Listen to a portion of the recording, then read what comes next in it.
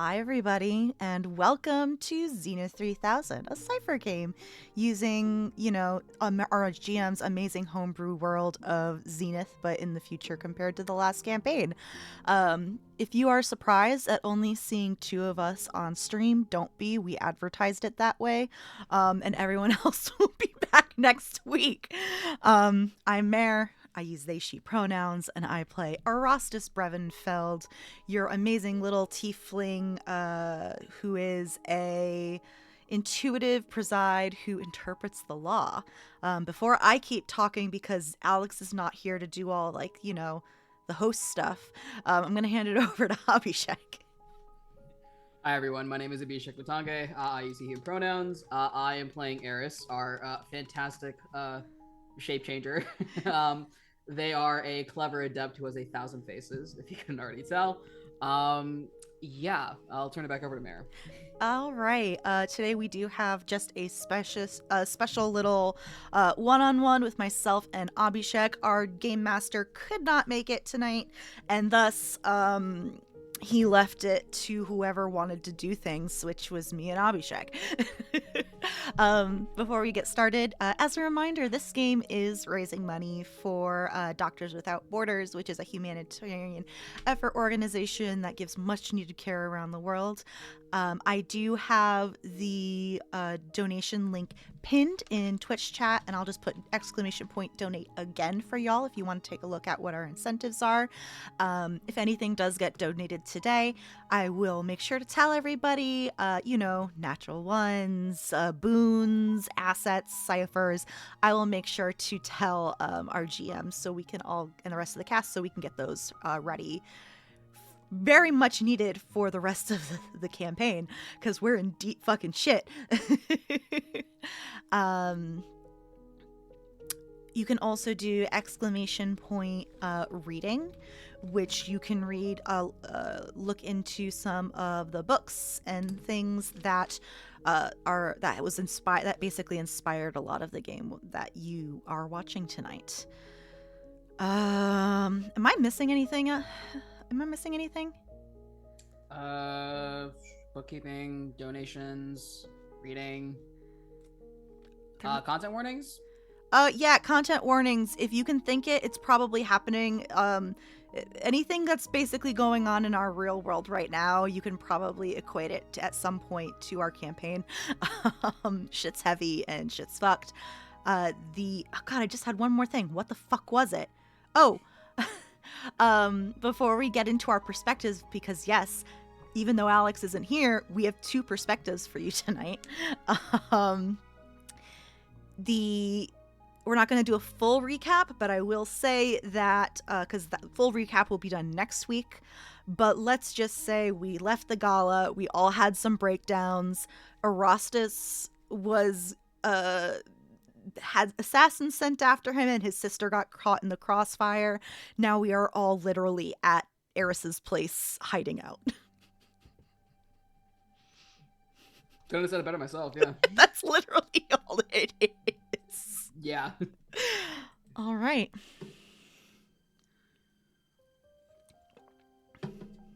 Allow me to share with you a perspective.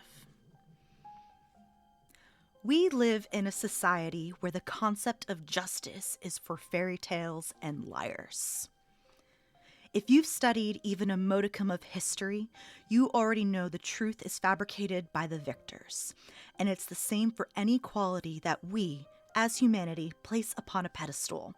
Truth, history, justice, what's good and what's bad, who our enemies and friends are, and all the while using the people as stepping stones for their propaganda, disguised as law. A malicious shepherd and their dogs herding blindfolded sheep to an obscured and often unexpected end. And those sheep who have slipped their blindfolds smother their voices of protest for the sake of not survival, but just being able to exist for one more day. You might remember similar words from the beginning of our story, spat out by a goblin named Zizix, who's caught in a snare that will bleed him dry before he even attempts his escape. Where is the justice for Zizix and others like him? Where is the justice for those murdered and mugged in the streets? For those whose only option is to exist, but want to live? This is where justice is supposed to factor in. For the saying goes, justice is blind. And she is. She is not only blind to what is said in court, but to what happens to those that need it the most. For justice is blind, and she does not care. Justice is blind, and she's being led by those who have their fingers crossed behind their backs and saying, "Trust me," all while she walks past corpses, robes turning as red as their blood that lines the streets. How can justice be just when she won't remove her blindfold and see that her scales are being weighed with flesh and coin in equal measure? To put it bluntly, she can't. So we, those who have energy and drive to fight for those who can't, must take up her scales and empty them of the blood that forced them to tilt. We must pick up her rusty, discarded sword and slash at the shackles and fear and grief that prevents us from acting. We must be the vigilantes that she attempts to subdue and trod upon as she follows her shepherd with the rest of the flock. We must rise up in any way we're able to pick up the mantle she discarded in exchange for ropes of complacency. I say we, for this isn't something that can be done alone. In order to rise, we must hold each other up together. All the finger snaps for that goddamn. Well then, allow me to share with you a perspective. Most people think truth is this fixed idea, set in stone, immovable and immutable. But when you watch the world change around you for 500 years, you realize that truth is more liquid, flowing, changing, following the shape of the mind that speaks it. But just because the shape is different from one person to another, does that make its content any less real? I say nay. A truth may be spoken by the face of a king, a peasant, even a god, each carrying a different weight to those words, sure. Yet those truths remain true all the same. These truths don't cancel each other out or contradict each other. And even if they do, so what? They simply coexist, like masks overlapping on a face. Each sincere and true in their time and context and place, yet incomplete when taken separately at face value and isolated. Now consider change. Not as a force that breaks the world, even though it very well does, but as the rule by which the world is allowed to exist at all. Names fade, faces change, people age, places expand, yet the pattern beneath it endures. The world has, and always has been, changing, and it will never learn how to stop. The same can apply to people. People will always change, no matter whether they want to or not, and they can't really stop it. From this unending motion of change, there is sure to be chaos, grief, even despair, felt by those who feel that force. When all that is taken from you is sort of ripped away in the blink of an eye, almost like a heart being pulled out of someone's chest, there's little you can really do except sit down and even cry and despair. It may feel like a mire, a layer of mud, pulling, dragging you down. Not to its depths, no, it's dragging you down to your own worst depths, your own worst actions, nightmares, feelings. That may be the case, but there is always something that can bloom on top of it. Hope is the flower that can bloom amidst that mire of despair. Those seen at their lowest are not and should not be defined by that moment. those moments were simply passages to an end, not the end itself. And if someone, like the most vain, most prideful, most shape-changing thief can pull themselves up and make that flower bloom, I see no reason why others can't also.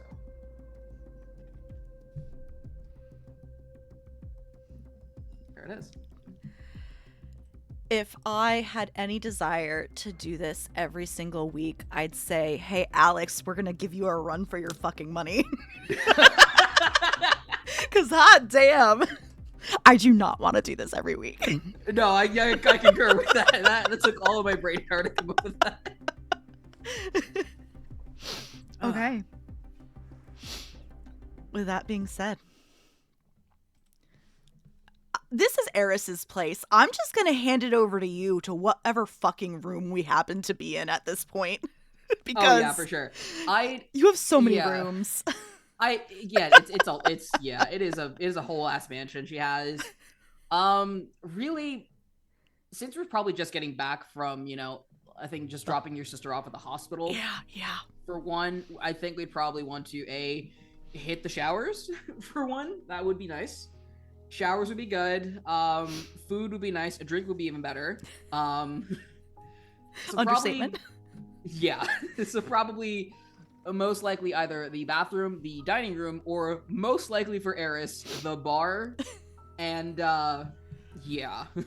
we could probably say we're there in case Erastus wants anything to drink also. He probably will not drink.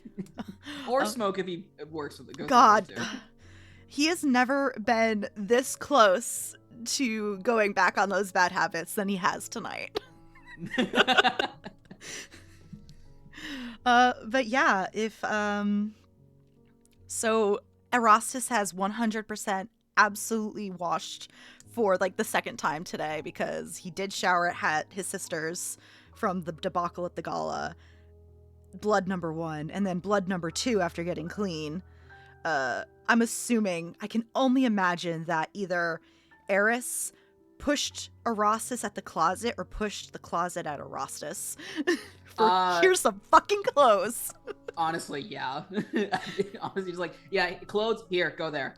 Like, pick whatever you want.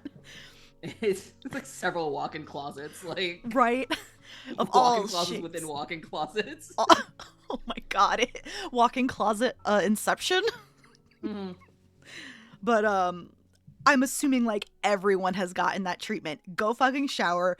Here are like 3 other bathrooms. We can have all of them at the same time. 3 is like an understatement. Oh yeah. I assume that at least 5. Yeah. Full baths. God knows how many half baths and just toilets. Oh yeah. Yeah. God, the excessiveness of it all. I can't. It helps to be like a billion. We have like billions in Zen credits. So yeah. Oh my god. But yes, he absolutely showered. And while Vesper and Vertigo, the V team. I'm just gonna call them. I'm gonna call them the V team from here on out because the fact that we all 4 of us decided on 2 E names and 2 V names separate of each other. That's still hilarious to me. I get all of y'all confused. But what was my train of thought? Oh yeah. While the V team goes off. While the V team goes off to either brood or sleep, you know which one is which. Yeah. Erastus has cleaned, and likely with the help of like your however much shit you have in this house, and Vertigo has probably just whipped up a one small feed of like his sister's hospital room. Mm-hmm. And he is in the same room as Eris because he's not ready to go to sleep. Like after tonight he should be ready to pass out, but he is not. And I think he's sitting on like a comfy like armchair that's in this bar area, with the tablet perched on the arm with the feet with his sister's like hospital room there. And he's just got like a small comb and he's just brushing through like the little tuff on his tail as every once in a while he'll look back at the tablet and go back to something that does not need to be brushed anymore. I think he ended up does she have any cozy clothes, or is it all extravagant as like fuck for like silk pajamas and shit? I think even her cozy clothes are extravagant. God damn. I think he tried to find the plainest comfy thing he could find. Yeah, I mean they're there, but they're still like super high quality. I'm talking like silk pajamas, like the whole ass robe and everything. Like yeah. And has like grabbed a blanket from somewhere else, because I doubt there's blankets. Well, there might be blankets in the bar. I don't know about Eris. It has that. Listen. Why not? Why not? He has not gotten a drink as much as he wants to. Yeah, Eris is sort of off to the side pouring herself a drink. It's like a nice vintage bottle of wine too that she's been saving. It's like, well, I was hoping to save this for a more momentous occasion, but might as well. Sort of pours it. Last time I checked, momentous just means big, grand, not necessarily positive. You do have a point. Whatever makes you feel less guilty about drinking your good wine. Not that any of it is bad, I'm assuming. I mean, I would hope not. And I forgot to mention that he also has the... God, how did Alex describe the resurrection? Like just a mess of wires made by like it's like an Arduino chip. It's like a bunch of wires in it, like linked to like a resurrection. Like it's just a diamond. And I also like to think it's probably like in a protective case. Probably, yeah. So that is also there, like on the an end table, as well as something wrapped in one of your like hand towels from the bathroom. She's got it. It's like the monogrammed E on them. Yeah. Oh God, are they all monogrammed E, or do they have different monograms depending on what part of the house it's in for whatever? That one would have an E on it. It's fine. The others? Who knows? They exist somewhere in the house. They probably do, yeah. God, I swear, if this entire game is just us talking about Eris's house and how extra it is, I swear to fucking God. Not the worst way I would have spent tonight. No, yeah. You're not going to bed? Not tonight. A little excitement has left me a little energized. Not in the good way. That's called adrenaline. And it runs out eventually. True, but I think I still have a fair bit of that coursing in me from the gallows events, but... The gala, the night before flying, everything else, yeah. You've got a lot of adrenaline to last you for who knows how long. Till morning, probably. Well, would certainly be a record. Although, that had some very nice parties that left me up all night before. That aside. How is she? She's out of surgery, and she's breathing, so I'll take it. That's good. And it doesn't look like anyone's trying to smother her in her sleep. Des said she would. That she has eyes on the hospital, so I can only hope. Well, she's not going to get any better if you keep staring at her like that. So why don't we trust Des? And she's going to reach over and sort of put the tablet down. and sort of stop you brushing, you're gonna overbrush your tail. It's almost looking like it's like almost like too smooth with how much you're brushing it, I'm assuming. Oh yeah, absolutely. She's gonna like they're just gonna gently like take your hand off the comb. Will you stop? And he'll let go of it. Good. And I think you gave him a burner phone, right? I think either I did or Vertigo did. Yeah, I think there's a burner phone in the mix, period. So yeah, I'd probably say Vertigo. That's more their side of things. Absolutely. Or at least was able to take a spare phone and make it into a burner phone. Yeah. But he still has his like regular phone, and he's just like every once in a while like scrolling through contacts, scrolling through pictures, and like looks at the burner phone and then over at the like end table where the items are. Mm-hmm. I can only imagine it's like 1 or 2 in the morning at this point. Probably, yeah. Because the gala went late. We never got an end time. Yeah, that's true. But it's definitely late enough to the point where I know I'm still waiting for an answer from Alex on whether we're getting a 10-hour rest or not before the 8 a.m. meeting. Alex, do we have a 10-hour rest or not? The world may never know. I don't fucking know.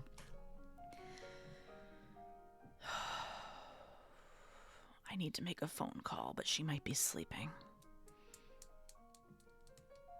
Yeah, you never know. Phone's gonna be pretty loud enough to wake someone from their sleep. What was that? Nothing. Just muttering something. If she's awake, are you okay if I give her your address? I need something to give to her. Oh, of course, yeah. Okay. And like he'll go through his contacts because no, he does not have this phone number memorized. Scrolls through it and then begins like dials on the burner phone and just waits for the ring. Is your phone on silent? I kind of want to pull a sooth card to see if it is or isn't. All right, hold on. All right, let me get a card. Hold on. Not that card because that was from another game for a card pool. Let me open up the gate. Okay, so the card I pulled is the Banished Serpent.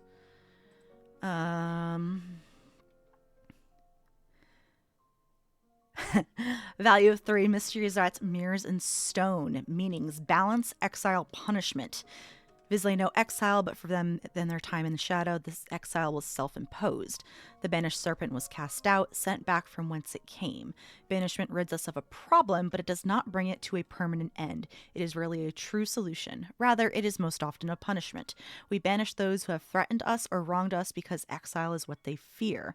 The fact that it ends the threat, or at least temporarily, is just an added benefit. As a punishment, then, it is an act of balance, an appropriate and measured response to an unwanted act. So, whatever you take that from that, what you will, Abhishek. Honestly, I saw the act of balance part.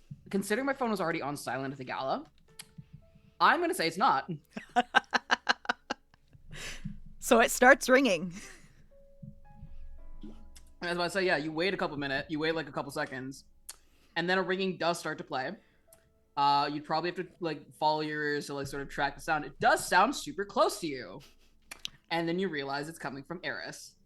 And I think he lets it ring. Like, do you do anything other than just let it ring? I think after a few minutes, like I think she'll also let it ring for a little bit. Go to like voicemail and stuff. Yeah, see what happens. And then if you try doing it again, I think they have an idea for that. And I think just like this entire time, as Erastus is holding the phone to, what do people do? I have an actual phone. We'll just do this. Because no one does this anymore. They do this nowadays when they mime. Yeah, I'm just like, true. Whatever. I'm getting too old for this. I feel that, yeah. And he just like, I think the entire time your phone is ringing, he's just like looking at you, like trying to, 1, gauge your reaction, and 2, if if it means what he thinks it means. So if it ends and it goes to voicemail, he'll just like look at it, hit the redial button, and then just like stare at you again. Yeah, you let it ring. It does start ringing again. Eris will pull out their phone. And, well, I seem to be getting a phone call. I can't keep a straight face. Mare cannot keep a straight face for this. I'm so sorry. This is supposed to be serious. Well, I suppose you had to find out some way or another.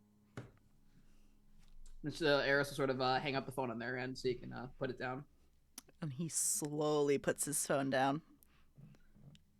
And just kind of like looks at you. Like, I think this is where lawyer poker face is coming in. Like, you can see a lot of things like going on in the brain, but exactly what those things are, I don't even think he knows. Unless you want me to unless you want me to pull a card to see what's revealed. Honestly, go ahead. I wouldn't mind it. Let's do it. Oh god, let's see what this one does. Oh boy. Like, I know what this card is, but how it translates to this. Here, yeah. Untrustworthy mirror. Ooh. Illusions, false identity, and failure. Shadow thinking would say yes, but wisdom gain the actions to suggest otherwise. When no one... I'm going to read this to you. This is, once again, how does the deck fucking know? Because I think this is perfect card for Eris. I was going to say, you already... Yeah. Can we trust the mirror? Shadow thinking would say yes, but wisdom gained in the actuality suggests otherwise. When no one can see your reflection, is it really yours? If you have to look in a mirror to confirm your own appearance or identity, how do we know it's not lying? The world screams Eris. The world is full of illusion and deception. Believing your own eyes isn't always wise, and believing what's in the mirror is a step removed even from that. That's insane. This isn't even Invisible Sun, and yet the deck fucking knows. I will never get over it. Ever. Yeah. So I think with that, I'm focusing on like the failure and illusion part of this, and he has been holding it together for 6 months too fucking long. I mean, fair, yeah. And I think at this point he just puts one hand in his head in one hand, and he's just like, he's not mad, but he's not mad, but it's just like 5 different emotions going at once, just like right. That he's not hiding. It's just like confusion, betrayal, but also oddly enough not acceptance, but it's just like, okay, question mark. It's like, we'll go through all 5 stages of grief, but just really add once. No, he skipped the first 2 stages of grief. He skipped. It's like he went straight to depression 6 months ago. It's fine. I was thinking about that the other day. I'm like, no. He skipped denial and anger and went right to depression. Straight to depression. Yes. Oh, that's funny. It's true.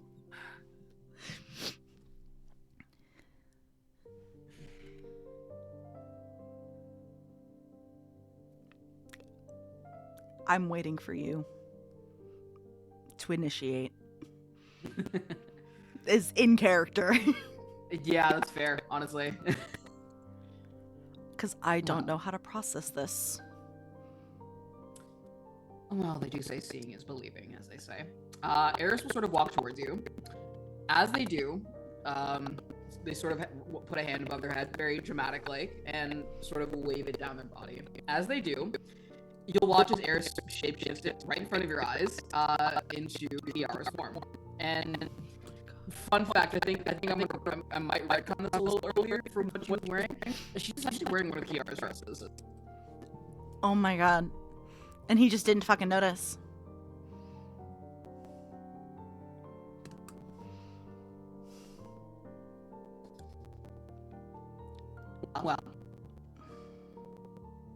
Well, what? Just wait to see what you have to say. If you have anything to say. A lot, I can tell. Just take your time with it. And I think this is the first time he's seen you shapeshift because he wasn't there for everything else. No, yeah, like he definitely wasn't there for the whole Vertigo moment as well. Yeah. I think he takes like a good several minutes to process this, but when he doesn't say anything, but I think he reaches over to the end table and picks up the embroidered hand towel and just picks it up and just unwraps it a little bit, where you see a very bright, clear crystal, which is emanating that freezer cold mist. Yeah. And he just holds it on his lap.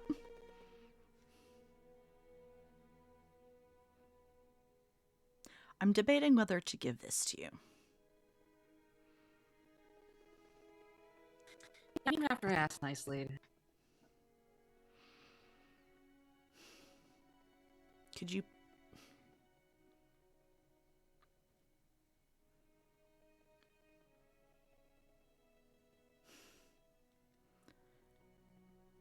May I ask why you wanted to talk to Queen Mab? Well, I wasn't lying when I told you why. I did want to organize the fashion expo with her. She's an icon in the fashion world. Anyone would jump at the chance to, but there might be a little bit more to that. Things that you probably should be kept in the dark about.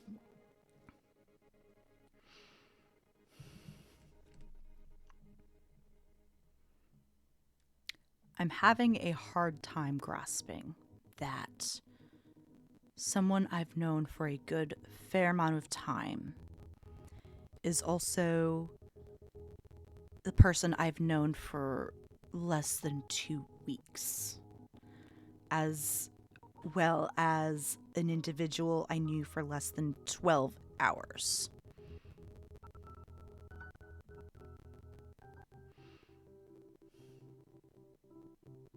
I can see how that would be problematic. And I can't say I have the experience of ever having spoken with a shape changer before.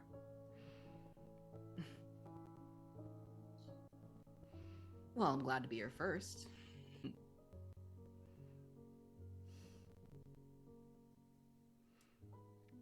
I can't tell if I want to be angry or betrayed or in some way accepting.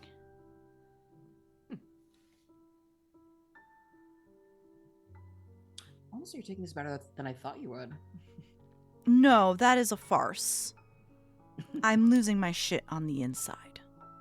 Oh, I know. I expected you to also be losing your shit on the outside as well. So, a bit of a step up from that. I am too tired and drained to be yelling and screaming.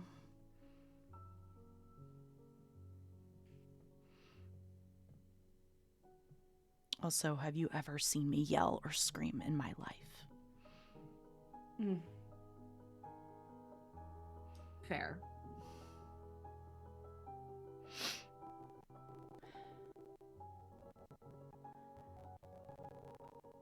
Would you have just kept it a secret if it wasn't spilled?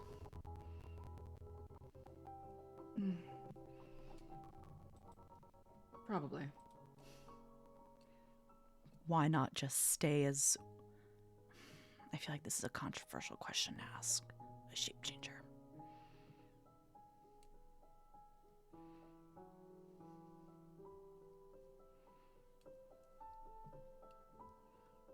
No, I'm gonna... Ask it. Ask it. It's fine. It feels rude. Not that... I can only imagine it is part of your nature. You'd be correct. And the more I think about it, I guess the more it makes sense. I don't show everybody the same face. I just don't change it on the outside.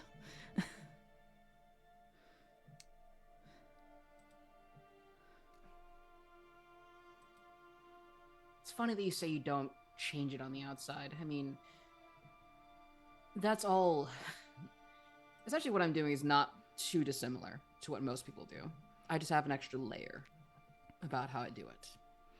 An extra bit of biological tomfoolery with it.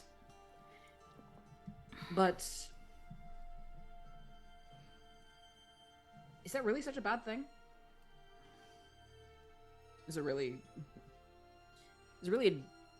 a well, and it's so surreal it's probably surreal for Ross seeing Kiara, this bubbly, ditzy personality that he has known, act so composed, mature, cryptic even. So cryptic. It is almost like he's looking at an entirely different person, yet still like looking at the same person. It is a strange feeling, I'm assuming. Oh, definitely. So it's really hard. It's kind of a hard thing to explain. It's just something that a part of me. I mean, gestures to Kiara's face and body. Kiara is just a part of me as much as sort of waves her hand. Waves her hand over her vocal cords. And you hear Lysander's voice come out now. Just as Lysander's is. And again, I think he stands up at that and like goes to the bar and grabs like soda water. Sorry, that is very disorienting. It's always a neat little party trick. More than a trick, but he'll just like pour himself like seltzer and like turn around, leaning like against like the counter.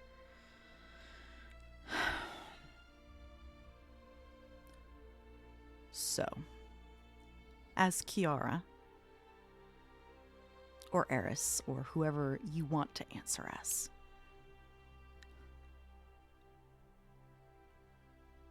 was Kiara genuine?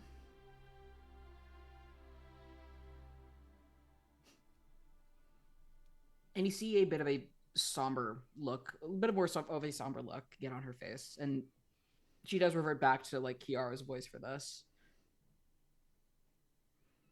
Yeah. Well, I may be called a lot of things. Liar sometimes, shapeshifter, fake even, but the one thing I am certainly, one thing I certainly am, no matter what form I take, no matter what I look like, the one thing I am is genuine. There's like a very slow nod as he pushes up against the bar and like begins walking back over to you.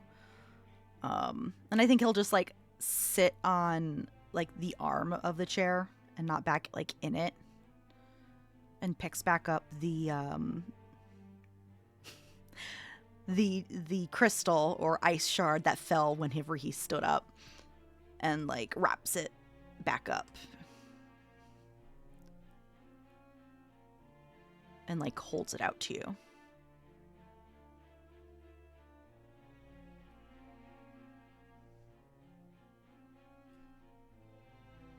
She'll take it.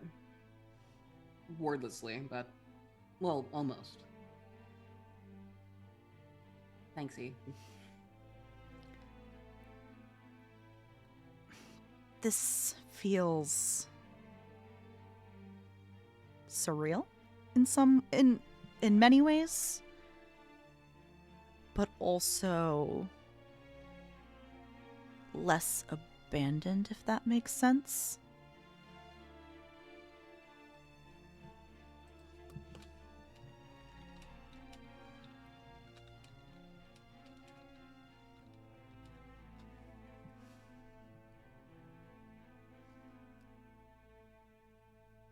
Say that one more time. Sorry. My brain short-circuited. Um, I said something along the lines of surreal, but less abandoned, if that makes sense. Mm-hmm. I got it. You know, I didn't really consider you that much of a friend until fairly recently, right? And I motioned to you just in general. Fair. I mean, the whole idea behind her was to be a bit of a bitch at first, but I grew to care for you through her. What made you visit that surprised day? Shortly after the whole thing with 10 Eyes.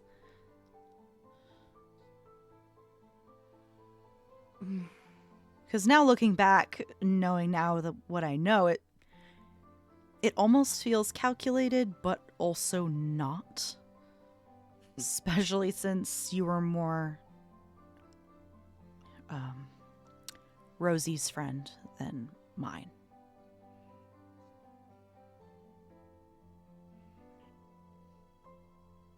Well, let's just say I call it a bit of a whim on my end.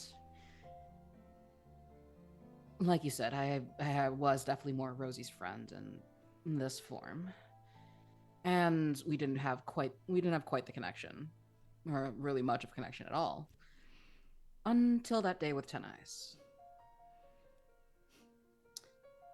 So I decided, why not pay you a visit? At least in a form you'd find more comfortable than the woman you met on a subway.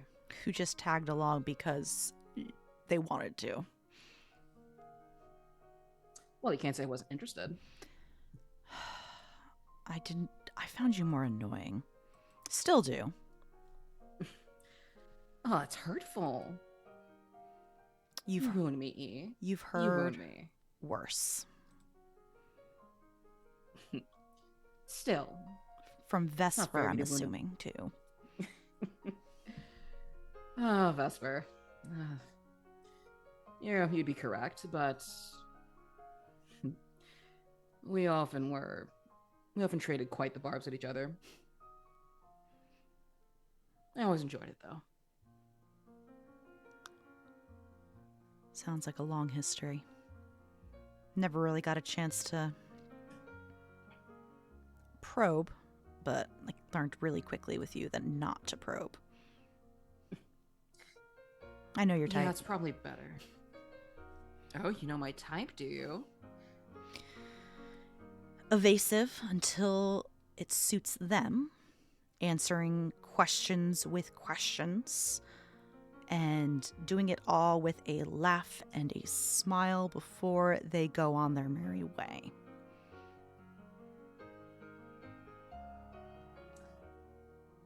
Well, I often do find that kindness and smiles can disarm even the most hardened individual. Found that out especially well in my youth.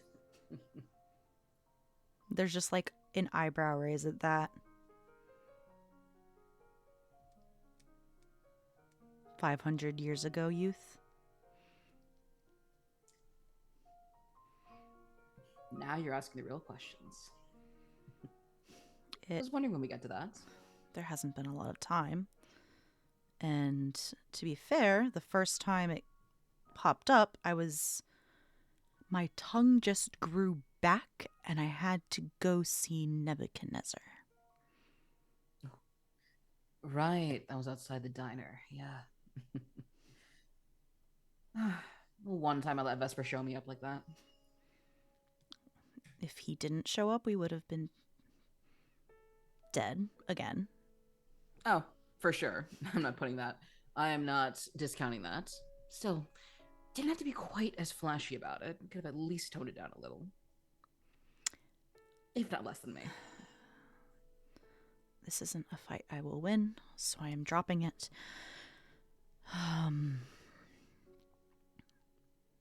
But yes, is that something you would like to elaborate on?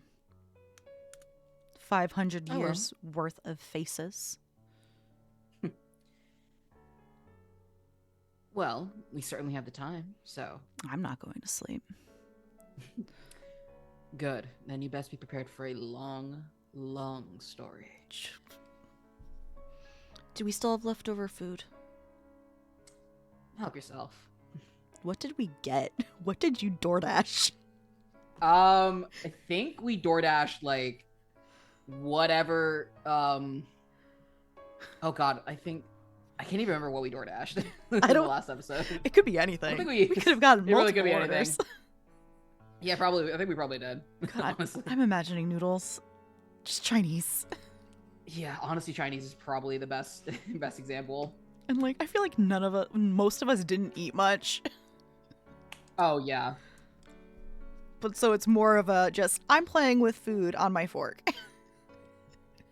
Yeah. Something to do with the hands, but he attempts to try eating some food.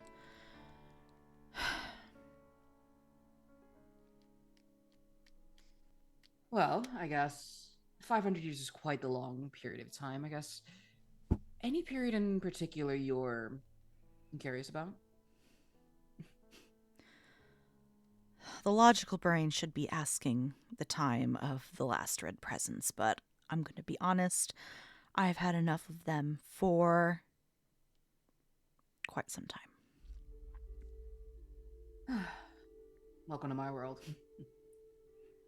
Well, and Vespers, but, you know. How did you meet him? Oh, now that is certainly an interesting tale.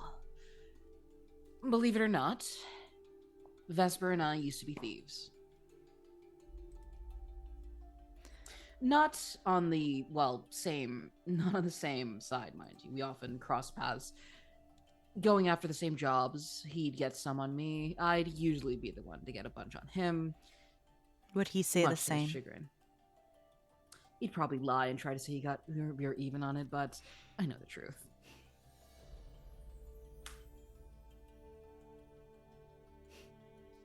But it was quite an interesting tit-for-tat relationship we had with each other. I always loved teasing him about it. Still do, apparently. I mean, he's probably one of the only people I can still joke about those times with, if not the only person. No, so. Have you been lonely?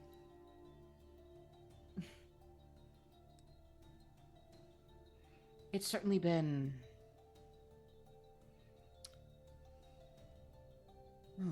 lonely. Lonely knowing Word up. that no one is going to see you and know you for all that you are.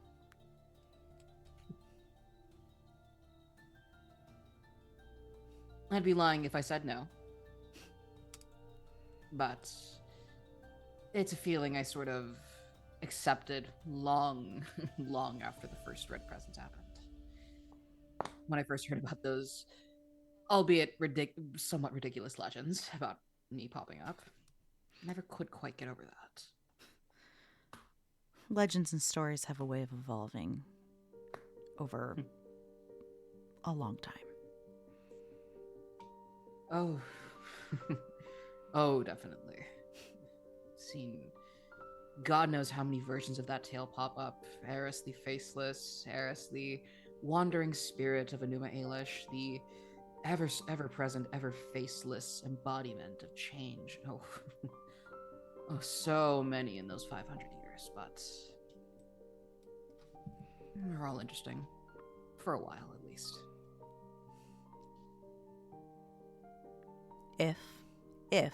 Big if, the biggest if that I cannot say it. Just keep saying it until you get my point.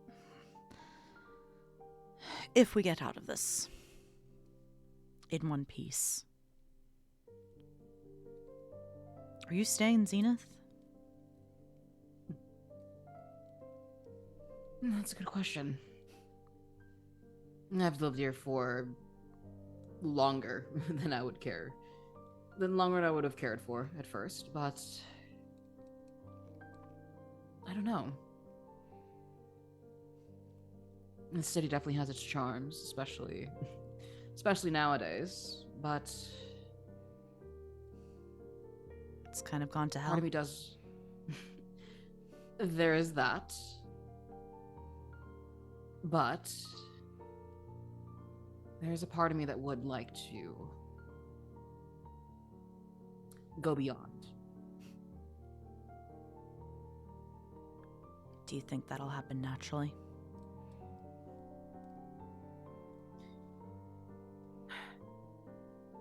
I know it's rude to ask someone their age, but... It is. Especially a rather young-looking maiden like myself. Keep in mind, she still is in Kiara's form, so she's definitely on the younger side. It's like, this is a bit rude to ask a young maiden her age.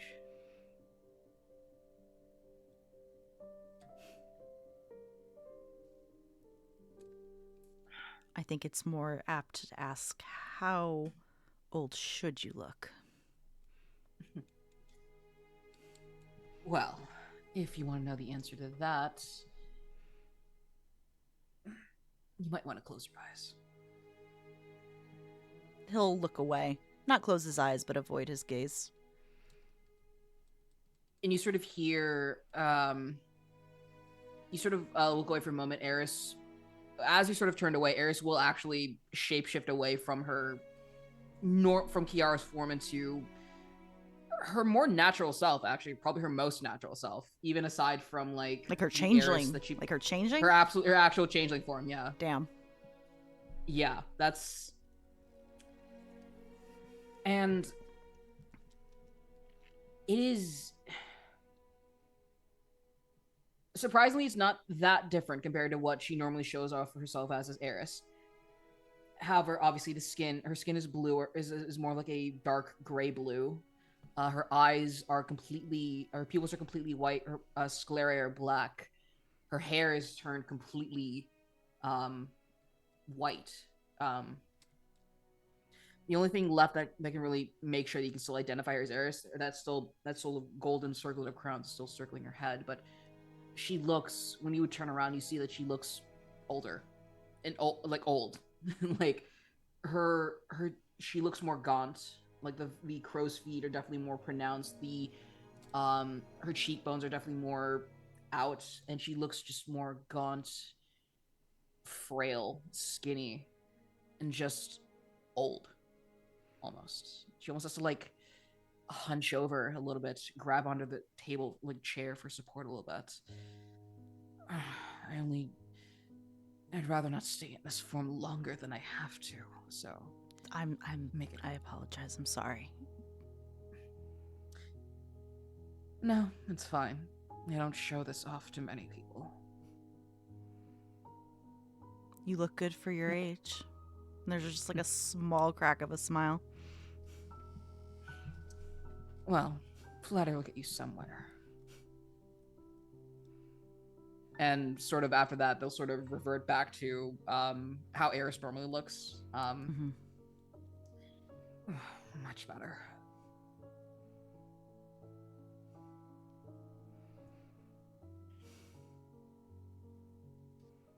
There's just like an awkward silence from him.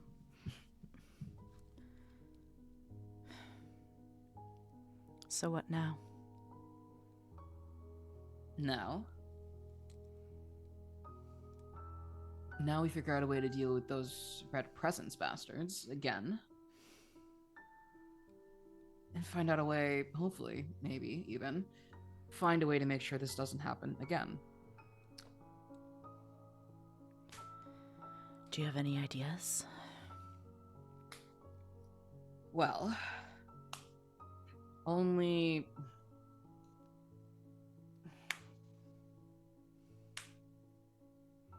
have the faintest of ideas, and even then, things are definitely changed compared to last time. Last time, things were more focused on the dominion of hell. There was a bit of a power grab for that. Honestly, if you're more interested about that, you should probably talk to Mephisto. I think I'm good, but... He certainly was an interesting fellow. Do miss that little toad form of his, though. Devils are their own mess in terms of communicating with them. Similar to Fae, but more underhanded, more devious. They're not my preferred beings to speak with in terms of a lot of things. Yeah, they certainly can't pose a challenge. But it was a bit of a, but yeah. Back to what I was saying, sorry. No, you're fine. It's late. There was a bit of a mad power grab last time for last Red Presence event for a Seat of Hell. Some shenanigans happened. Funny enough, another tiefling had sort of been risen up. Well, I say been risen up. He was sort of made into this figurehead by his conniving bitch of a wife. Don't even get me started with her. Lovely. But I'm assuming nothing that can help us with our current problem. Not this time. At least I don't think so.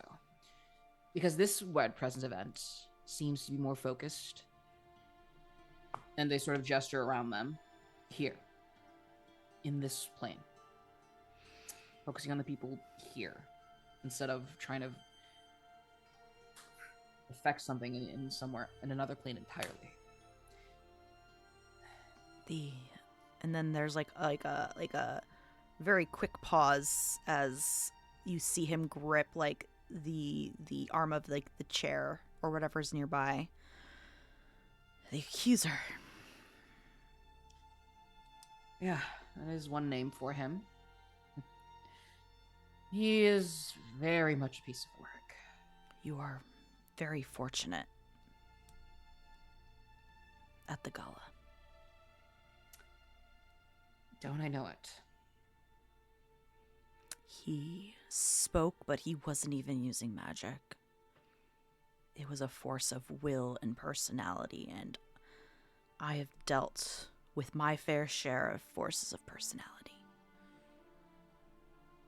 And that was unmeasured.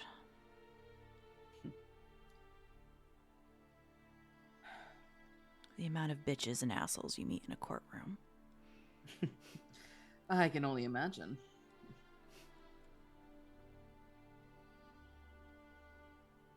But no, yes, you're correct. He does have quite the way with words. He wasn't even Managing wrong.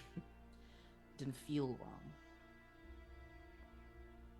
Even on a technicality, he wasn't wrong. But the morality and the ethics are twisted behind it. And if he were released upon a group of vulnerable people,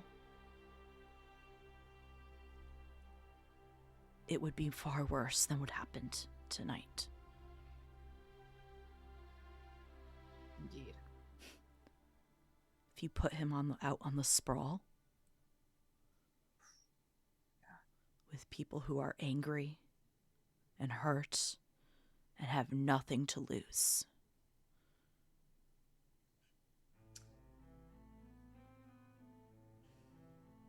I could see it going rather...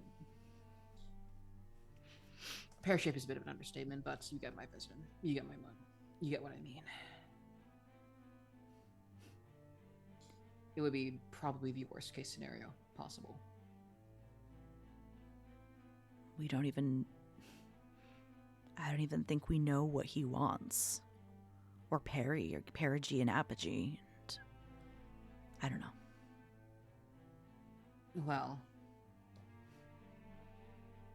he did mention something to me as we were having our nice little discussion after Thraxum at the gala, as the whole debacle was occurring. Let's just continue calling it the debacle. Yeah. He mentioned something about wanting to show, again, I might just be remembering this wrong, from the adrenaline of it all, or, the fact that we also just witnessed Thraxamundar get his, Bahamut Thraxamundar rip out his father's heart.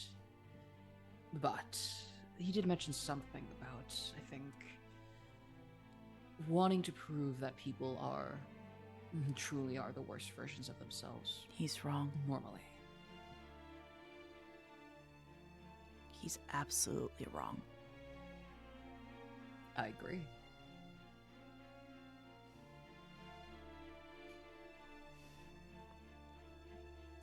There's like a look. I know the potential. Go ahead.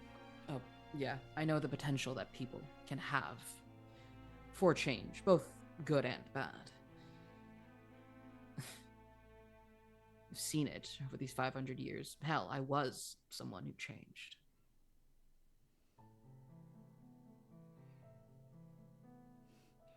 What a pathetic and depressing viewpoint.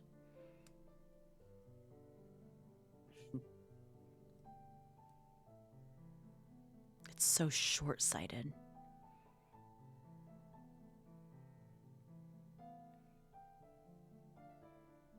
Honestly, it's hard to wrap my mind around why someone would think that.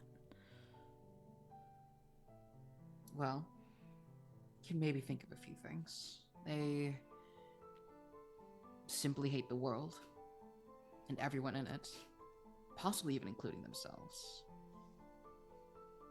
They think that if I am like this, surely everyone else must be, but they just don't show it.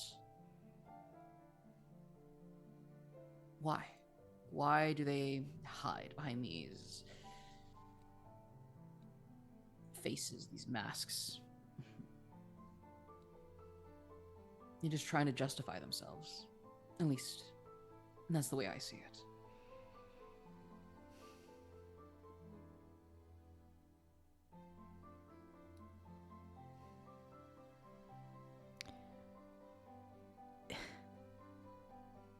Is it... Wild is not the right word, but... Is it too presumptuous of me to continue thinking that how are we going to stop him when we are just 4 people? Well, you'd be surprised what the power of even just 4 people can do. Against what, a group of approximately 500,000 Red Presence members? Known. True. It does seem quite slim. The odds do seem quite slim, but I have seen worse odds, and you never know. There might just be a bit of a miracle on our sides if we play our cards right. I just know I can't let people I care about, like my sister, get caught up in this. I can't have more Ambroses on the street. That feeling you have? Cherish it. Hold it. Keep it here. And keep it here. That is what is going to get you through this. It's going to get her through this. Everyone, really. Should probably wait for tomorrow. But I have a couple ideas brewing. Good. Are you coming tomorrow? I know Vesper and I are talking to Des. I could. Do you want me to? I think it'd be a good idea. I want you there. All right. I have been meaning to catch up with an old friend at the electric church anyway. How many old friends do you have? Hmm. There are far and few in between, but this one is quite the special one.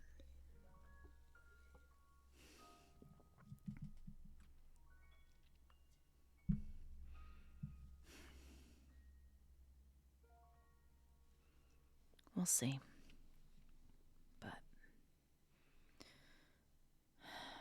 I think this is going to be a numbers game.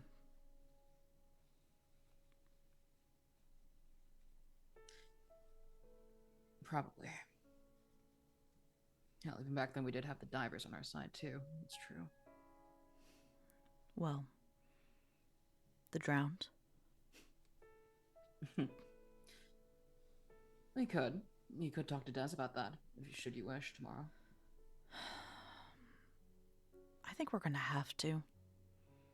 I have to talk to... I don't know if you remember Zara, Rosie's manager. Oh yeah, I did remember. You're quite the interesting fellow.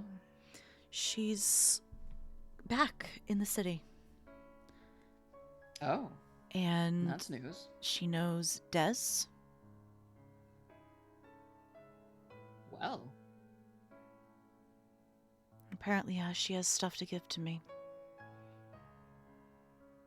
And if it is what I hope it is, she's gonna have a lot of explaining to do.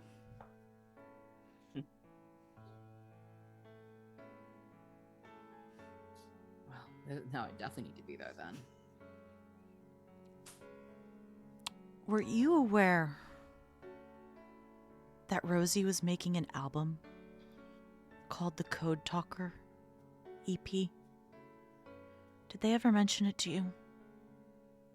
Ooh, that's a very good question. I actually don't know if they would have mentioned it to Girard. I don't think, out of character, I don't think so. Yeah.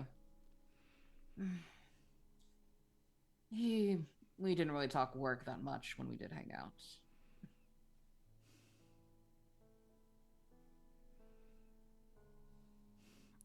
I'm just hoping that tomorrow will answer a lot of questions.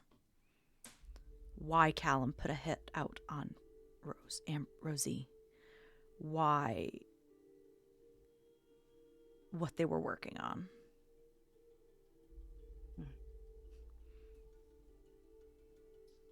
Just be sure you're prepared for the answers. I have no choice. Still, doesn't hurt to be prepared for whatever you might hear. Especially if it's something you may not expect or even want to hear. At this point, I think the only thing that will surprise me is if Ambrose Ghosts just suddenly showed up. I am past surprise. And I think at that he looks at like the resurrection stone. That is... What are you going to do with it? Well, have you decided? If you're going to use it or not, I should say. I thought I was going to use it.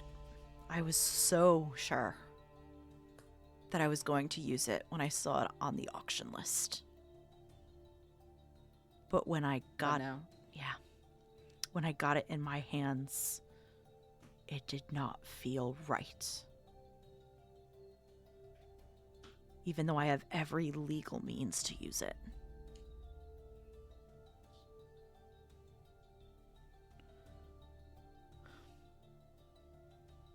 I don't know.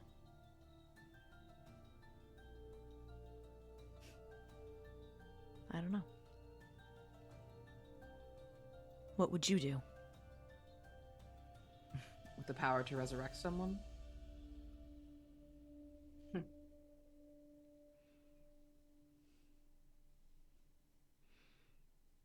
She does sort of think about this for a little bit and sort of watch, like, as his face sort of stroke their chin a little bit. I probably wouldn't use it. May I ask why? Because I know someone who would want to use it far more than I would.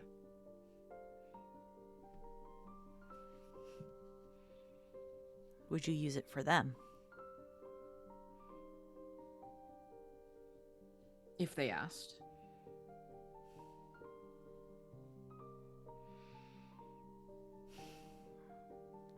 Or if I offered and they accepted, then yes.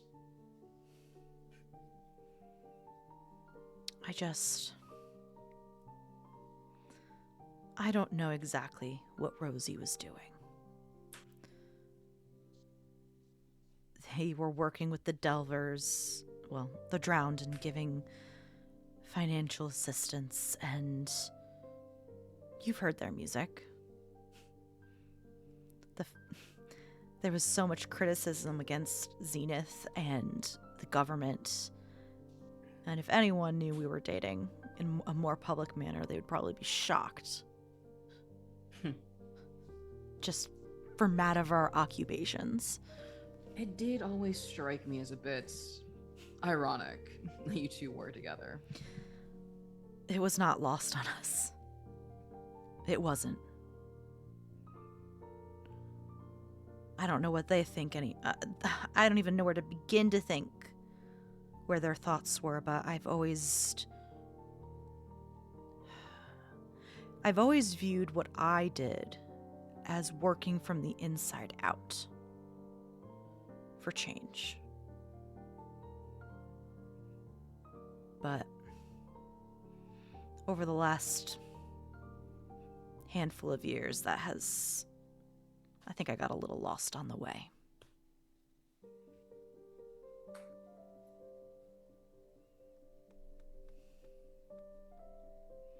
And that's just gotten more and more apparent as the weeks have gone on.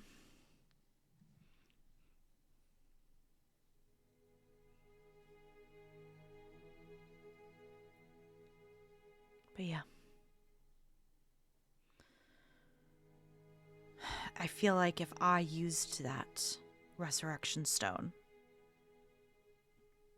on Ambrose, like, I feel like their death wouldn't mean anything, even though it didn't really make an imprint at all after its initial shock. To them, it may not have. To you, though.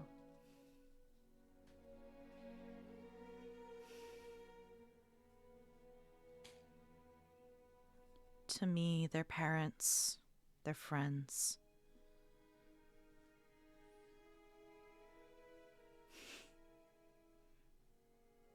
They would have been the perfect. And there's just like a brief look of realization, like just like a light bulb. Ambrose was the perfect person to combat the Red Presence with their reach and their words.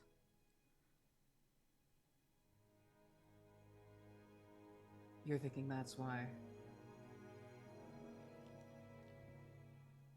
The hit. Callum Kane put the hit out on them.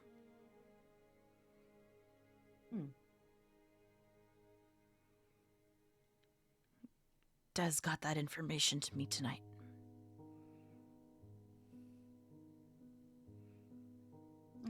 Interesting. It's only a guess, it's only a theory, but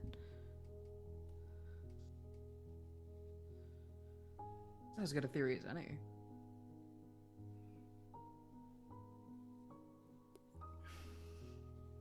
and there's just like the wheels turning and thinking that once that realization like hit him.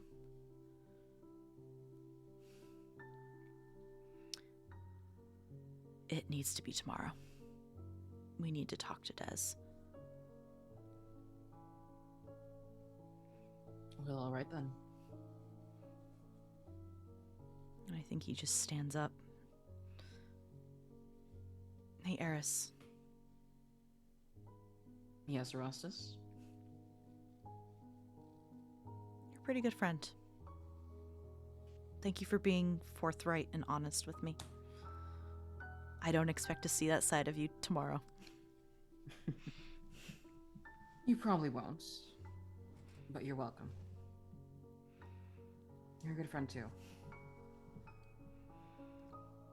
And there's just a very, very small smile. As, like, I think he grabs the blanket and throws it over his shoulders with the resurrection stone in, like, one silk pocket. As much as I don't want to fall asleep, and much as I don't think I will fall asleep, which bedroom in this gigantic mansion are you going to dump me off in? They'll probably point to, I think, probably the one close to the bathroom that you used.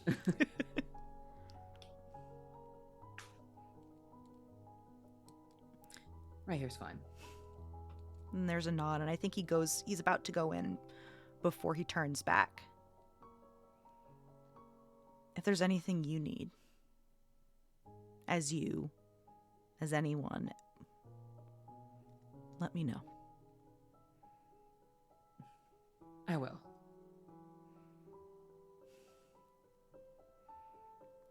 Good night. Night, Eris.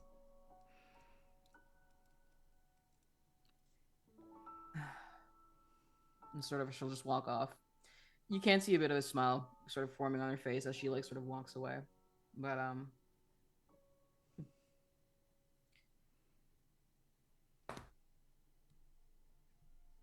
yeah. And then she'll sort of head off to her own bedroom and just sort of, flop in the master bed and just, like, thank God for silk sheets. I love her. I love Eris so much. I think that was great. That was fantastic. The best part? I'm not up till 11:15 tonight. Yeah! All right. I think that was all said, unless you have anything else you wanted to touch at.